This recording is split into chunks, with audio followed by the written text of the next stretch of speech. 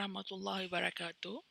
In today's class, we're going to learn about liturgism and the beginning of liturgism as well as its history.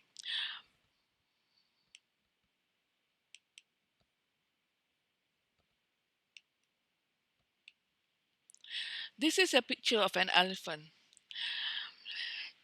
There is a popular story which with regards to this elephant, and it concerns six blind men who tried to figure out how the elephants look like. And they came up with different versions of the elephant. One said that the elephant is like a wall because he touched the belly of the elephant. Another said that the elephant is like a fan because he had touched the ears of the elephant. Another one said that it was like a big snake because he had touched the trunk of the elephant. Another said that it was like a knife because he had touched the tusk of the elephant, and it went on and on. And the six blind men could and came up with different versions of the elephant. So it is the same with liturgism. This next slide, uh, in this next slide, you can see the picture of um, Snow White. Now, there are many types of approaches or criticism that you can use to understand the story. S- Some would say that Marxist criticism applies to this story because there is a contrast between rich and poor. The six, the seven dwarfs, I'm sorry, the seven dwarfs are poor, but they help the princess um, against the evil queen. Yeah? So the princess comes from an upper class, and she is finally rescued also by another member of an upper class.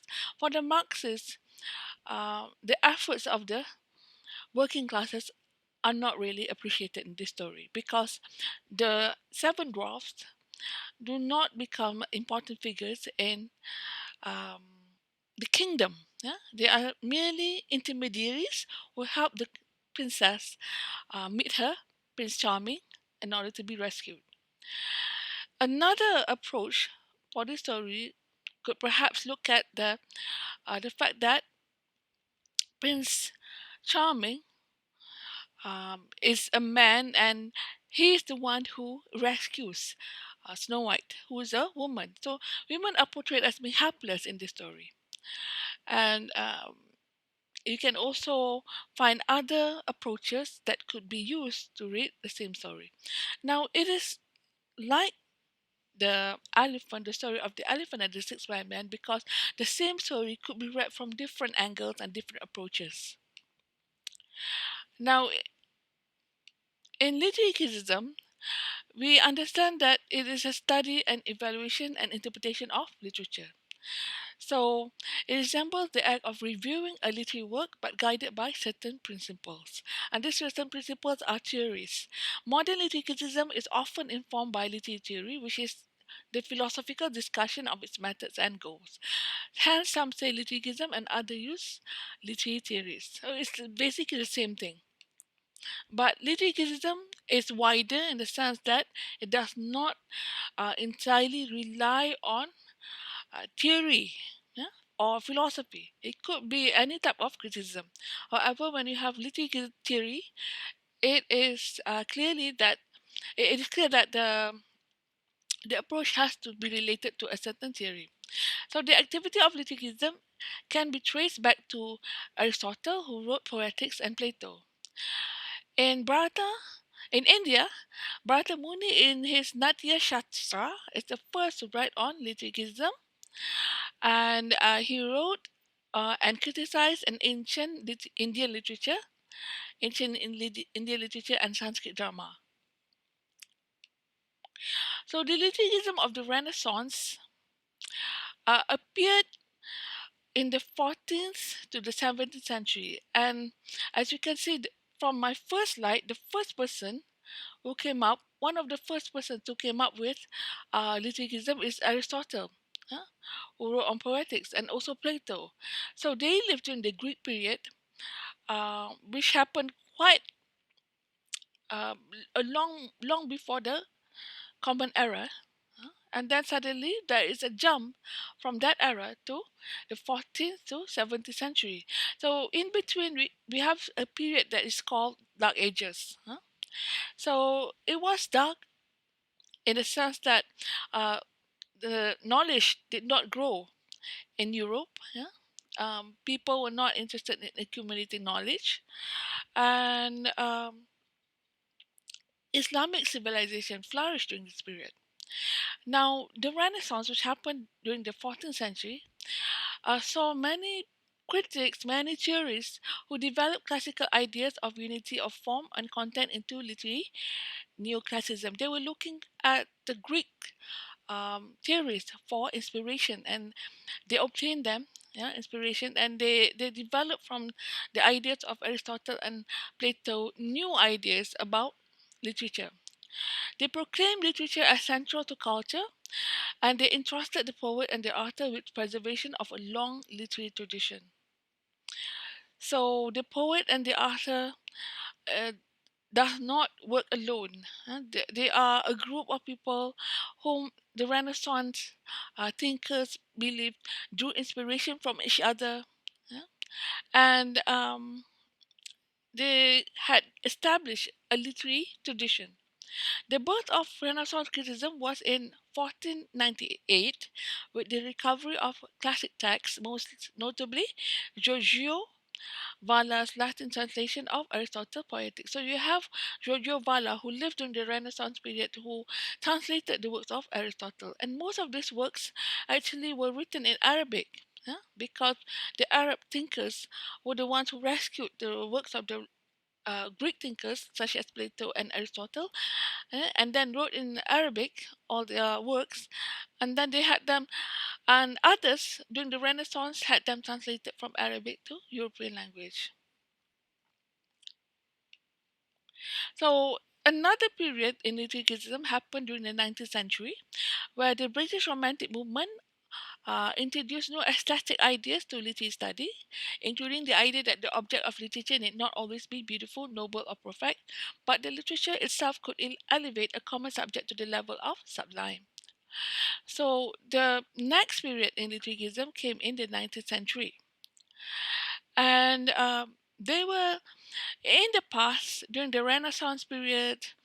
Um, they were more concerned with literature that were written about the kings and the nobilities and things that are considered beautiful, such as romantic love and so on.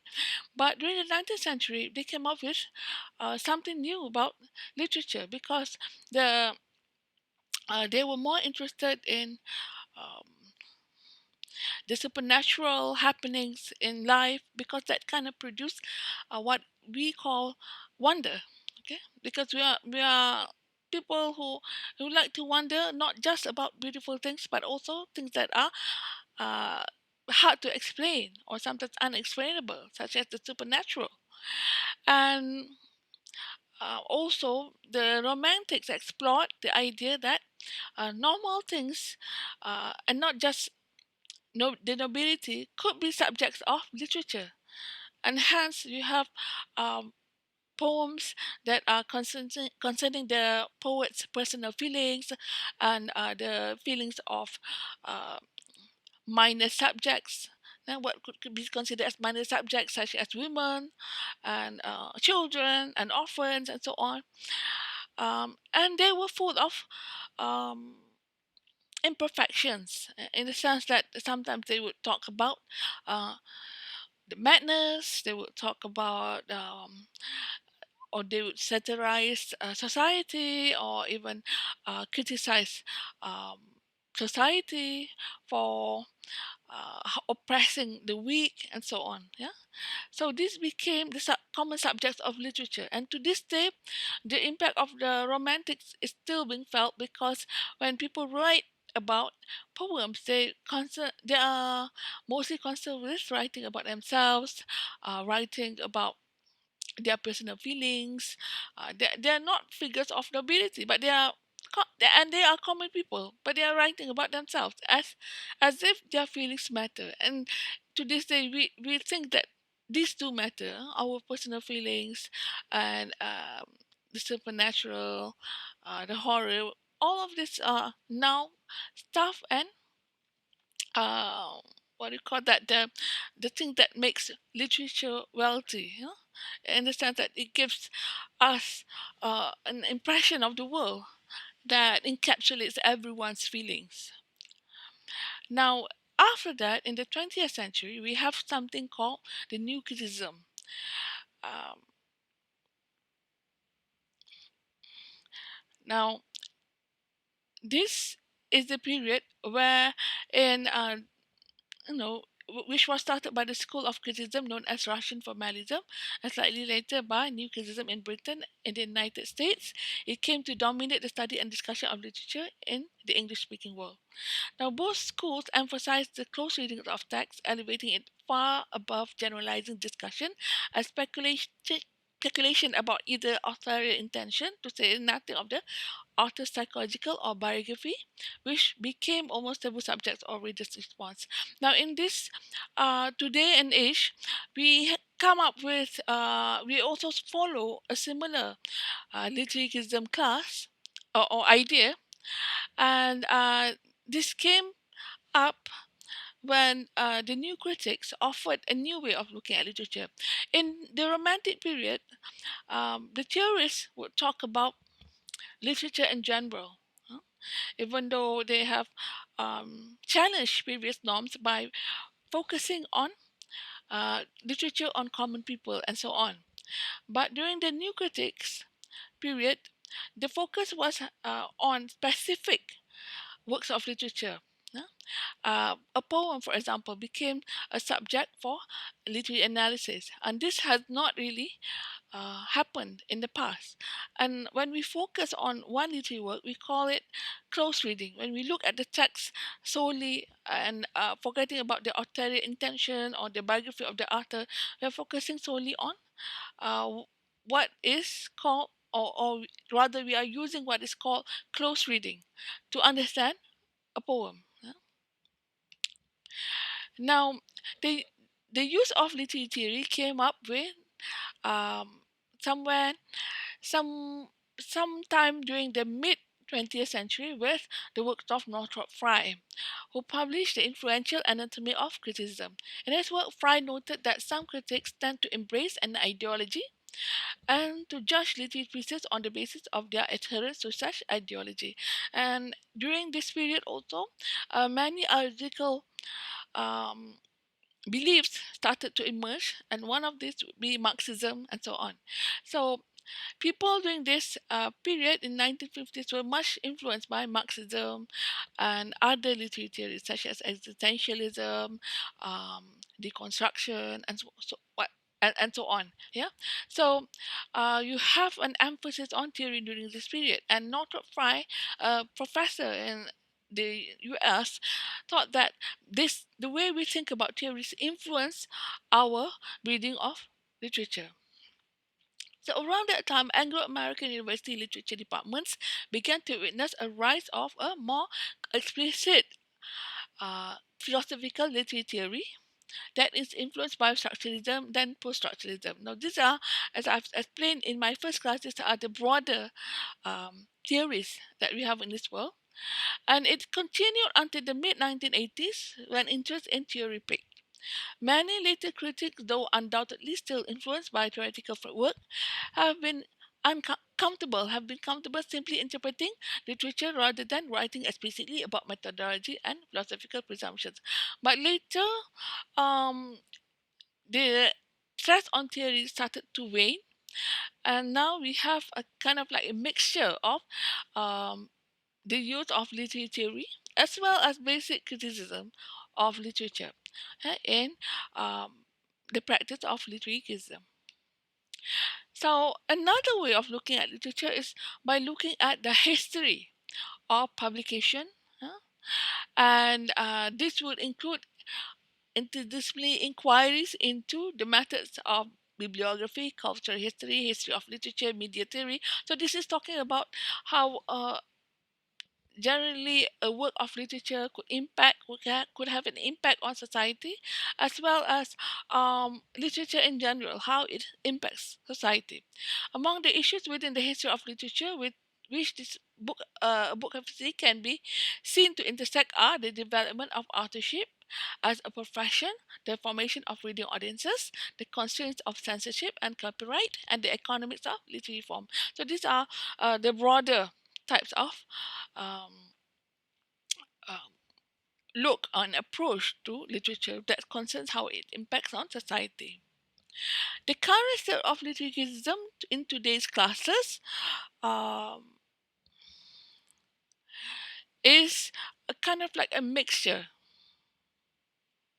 of all that we have studied just now, um, because what we have is a plurality of methods and approaches from which to choose from.